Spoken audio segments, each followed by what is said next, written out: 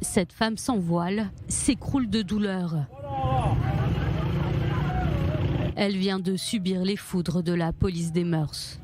La même qui aurait tué Mahsa Amini début septembre. Un décès qui a conduit aux manifestations en Iran. Pour tenter de calmer le mouvement, ce samedi, le procureur général du pays a indiqué que la police des mœurs serait supprimée, un leurre pour le peuple destiné à s'attirer la sympathie internationale.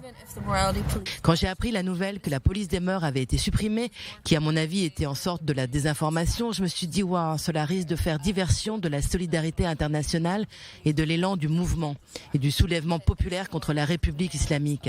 Parce que quiconque connaît l'Iran, c'est que la police des mœurs n'est pas vraiment le problème. L'objectif est clair, destituer la République islamique qui semble toujours très puissante. Un analyste du renseignement israélien estime que le régime résistera à ce vent de contestation. Le régime répressif iranien parviendra, semble-t-il, à survivre à ces protestations. Il a mis en place des outils très puissants pour faire face à ces protestations, mais je pense que même si ces manifestations s'atténuent, les raisons resteront et le régime iranien aura donc un problème pour les années à venir.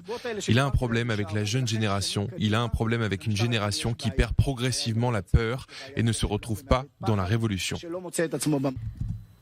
Lundi, un mouvement de grève a été lancé dans le pays. Un mouvement de grève de 3 jours suivi dans des régions où les contestations contre le régime ne désemplissent pas, comme ici, à Ispahan. Mais également dans des quartiers plus conservateurs, notamment dans le Grand Bazar de Téhéran. Preuve d'une lassitude et d'une colère du peuple face au gouvernement.